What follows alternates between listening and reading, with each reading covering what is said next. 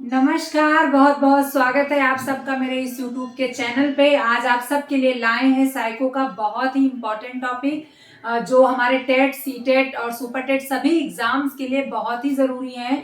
आज हम सब पढ़ेंगे क्लास 10 और इसमें हम सब पढ़ेंगे विशिष्ट बालक।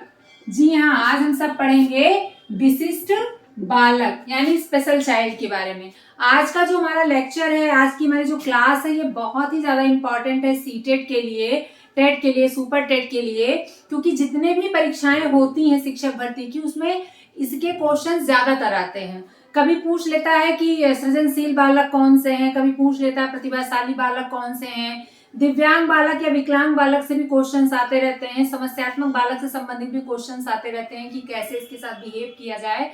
तो बहुत ही ज्यादा क्वेश्चन इस टॉपिक से बनता है और बहुत ही इंपॉर्टेंट है। आप सभी जल्दी से इस चैनल से जुड़िए और लोगों को शेयर भी करिए, इसको भेजते रहिए, क्योंकि ये बहुत इंपॉर्टेंट टॉपिक है जिससे सारे बच्चे इसका लाभ उठा सके। तो आज हम सब पढ़ेंगे विशिष्ट बालक। देखिए, बालक दो प्रकार के होते हैं, एक होते हैं सामान्य और एक होते हैं विशिष्ट।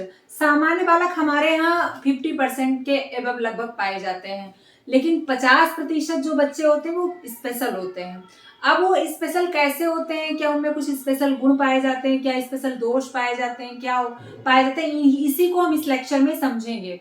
अगर हम सामान्य बच्चों की बात करें तो जिसका IQ लेवल, जिसका व्यवहार बिल्कुल सामान्य होता है, वो कहीं भी अपने आप को समायोजित कर लेते हैं, ऐसे बच्चे सामान्य बालक में आते हैं। और सामान्य बालक से बस केवल एक ही क्वेश्चन बनता है कि सामान्य बालक की IQ लेवल क्या है, तो वो 90 से 110 होती है।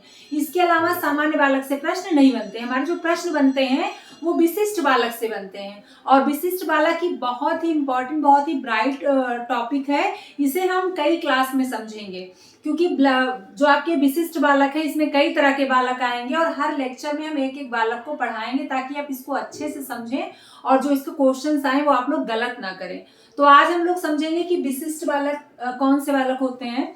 वो बालक जिनमें एक विशिष्ट गुण पाया जाता है, वो सारे बालक विशिष्ट बालक कहलाते हैं। अगर हम विशिष्ट बालक की बात करें तो इनमें किसी न किसी प्रकार का दोष या गुण पाया जाता है जो ये सामान्य से अलग पहचान बताते हैं। अब वो शैक्षिक दृष्टि से भी हो सकता है, वो बौद्धिक दृष्टि से भी हो सकता है, वो शारीरिक दृष्टि से भी हो सकता है, वो सांवेगिक रूप से भी हो सकता है। हम एक दूसरे से अलग हैं, हर बच्चा हर बच्चे से अलग है। अतः शिक्षक को बच्चे के व्यवहार के हिसाब से व्यवहार करना चाहिए। एक शिक्षक को सबसे इक्वली व्यवहार नहीं करना चाहिए, क्योंकि आपकी कक्षा में सारे बच्चे इक्वल हैं ही नहीं, सारे बच्चे अलग अलग हैं। तभी तो हम समावेशी शिक्षा की बात करते हैं। समावेशी शिक्षा का अर्थ होता है कि जिसमें सामान्य और विशिष्ट सभी तरह के बच्चे बैठे हों और हम उनको उसी तरीके से पढ़ा रहे हैं, उनको महसूस भी ना हो रहा हो कि वो अलग हैं। तो सामान्य और विशिष्ट ये दो तरह के बालक पाए जाते हैं, और जो विशिष्ट बालक होते हैं इनमें विशेष प्रकार के गुण या दोष कह सकते हैं पाए जाते हैं। इसकी 4 कैटेगरियां हैं। अगर विशिष्ट बालक की बात करें तो ये 4 प्रकार के होते हैं। जी हाँ, कितने प्रकार के होते हैं? 4 प्रकार के होते हैं। एक तो होते हैं बौद्धिक दृष्टि से। बौद्धिक दृष्टि से, बौद्धिक दृष्टि से भी आपके होते हैं। इसमें आपके कौन कौन से आते हैं बेटा? जी हाँ, इसमें आएंगे प्रतिभाशाली, प्रतिभाशाली, और इसमें आएंगे आपके सृजनशील, सृजनशील, और इसमें आएंगे मंद, मंद बुद्धि बालक। अगर बौद्धिक दृष्टि से देखा जाए तो 3 प्रकार के बालक होते हैं, जो है प्रतिभाशाली, सृजनशील और मंद बुद्धि। ये हम बुद्धि के आधार पे बताते हैं कि बालक इस तरह के होते हैं। इसके बाद शैक्षिक दृष्टि से, शैक्षिक दृष्टि से, शैक्षिक दृष्टि से 2 प्रकार के बालक होते हैं, तीव्र और पिछड़े।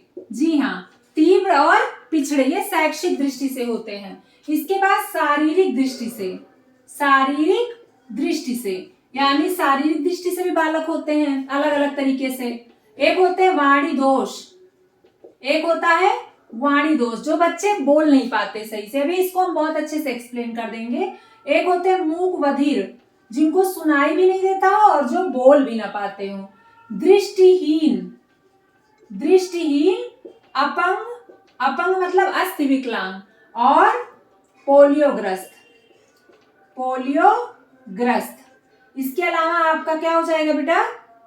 पोलियोग्रस्त, पोलियोग्रस्त भी आपका किस में आ जाएगा, शारीरिक दृष्टि से आ जाएगा। मूक बधिर, वाणी दोष और दृष्टिहीन, अपंग और पोलियोग्रस्त, पोलियोग्रस्त भी आपके किस में आ जाते हैं, विकलांग बच्चों में ही आ जाते हैं। विकलांग बच्चों को ही हम क्या कहते हैं, दिव्यांग बालक भी कहते हैं। अगर हम देखें तो कुछ बच्चे हमारे समस्यात्मक भी होते हैं, समस्यात्मक भी होते हैं, समस्या की दृष्टि से समस्यात्मक बालक। अब ये समस्यात्मक बालक भी दो कैटेगरी के होते हैं।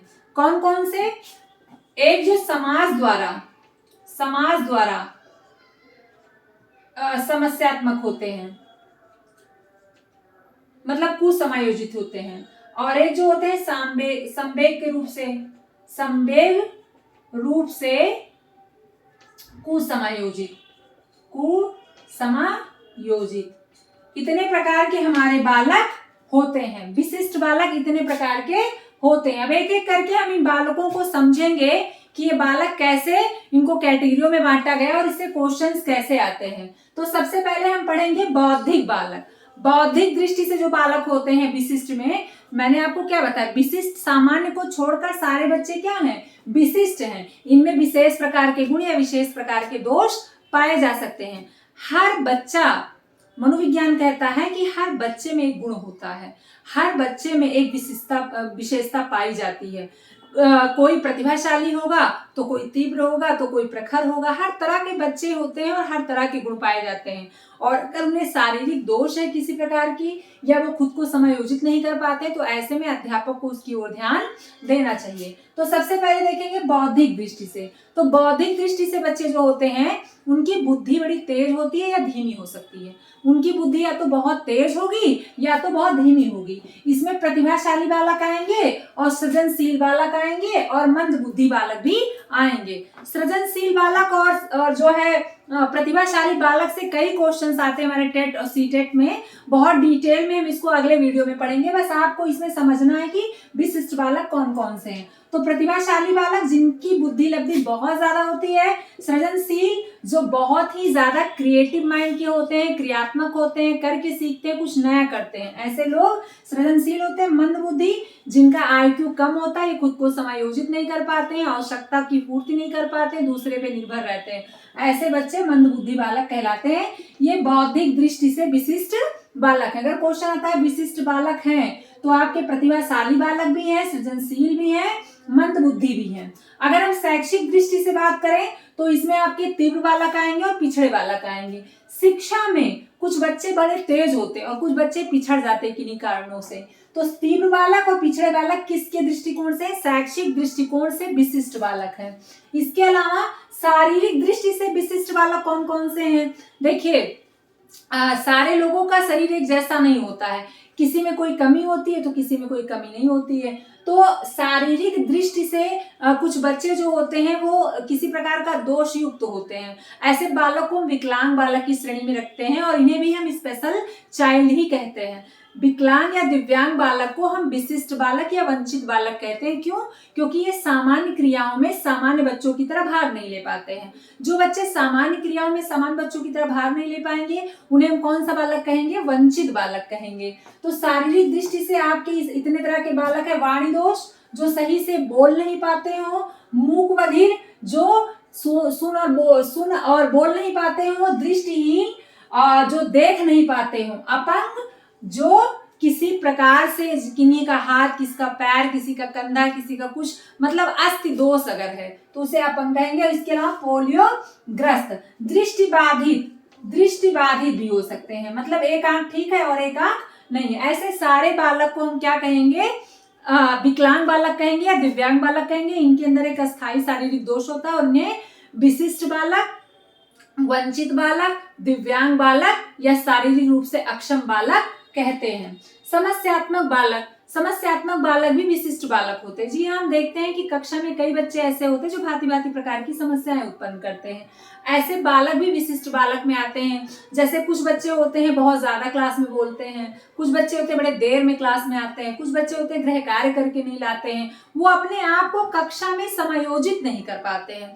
ऐसे सारे बच्चे जो अपने आप को कक्षा में समायोजित नहीं कर पाते उन्हें हम समस्यात्मक बालक कह सकते हैं। इसके जो प्रश्न बनेंगे वो इस तरह से बनेगा कि कौन से विशिष्ट बालक हैं। तो आप इसका स्क्रीनशॉट ले लीजिएगा कि विशिष्ट बालक के अंतर्गत कौन कौन से बालक आएंगे, ताकि आपका गलत ना हो।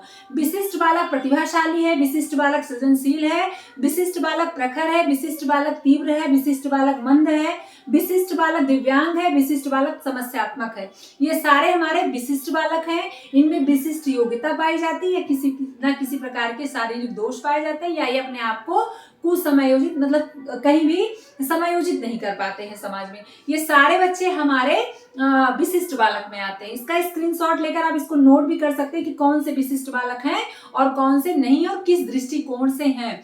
और नेक्स्ट वीडियो में मैं प्रतिभाशाली बालक को पढ़ाऊंगी, उसके नेक्स्ट वीडियो में मैं सृजनशील बालक को पढ़ाऊंगी, क्योंकि इससे क्वेश्चंस आते हैं जो हमारे बच्चे गलत कर जाते हैं, उसकी विशेषता आती है। प्रतिभाशाली बालक की कैसी विशेषता होगी, क्या गुण होंगे और उनकी शिक्षा कैसी होनी चाहिए, उसके लिए क्या प्रयास करना चाहिए, एक अध्यापक का क्या दायित्व है, एक अभिभावक क्या दायित्व है। इन सारी चीजों को हम बहुत ही डिटेल में नेक्स्ट क्लास में पढ़ेंगे। आई होप आज की क्लास आपको समझ में आई होगी कि विशिष्ट बालक कितने प्रकार के होते हैं और ये कितने रूपों में बांटे गए हैं और कैसे कैसे आते हैं। तो मुझे पूरी उम्मीद है कि आप सब हमारे चैनल को देख भी रहे होंगे, तो देख रहे हो तो इसको सब्सक्राइब भी किया करिए, लाइक भी किया करिए और अपने दोस्तों को शेयर भी किया करिए, ताकि मुझे और प्रोत्साहन मिले। और मैंने आपसे वादा किया है तो मैं मनोविज्ञान के टॉपिक वाइज सारी क्लास लेकर आऊंगी। मैं वीडियो इसलिए छोटी बनाती हूँ कि हमारा बच्चा बोर ना हो और उसको 2-3 बार देखकर समझ ले, और जब तक आपका पेपर होगा तब तक मैं पूरी वीडियो पूरा सिलेबस कंप्लीट करवाने की पूरी कोशिश करूंगी, ताकि हमारा बच्चा जो है परेशान ना हो। आप लोगों को वीडियो अच्छी लगी हो तो प्लीज लाइक एंड शेयर। मिलते हैं नेक्स्ट वीडियो में, तब तक के लिए धन्यवाद।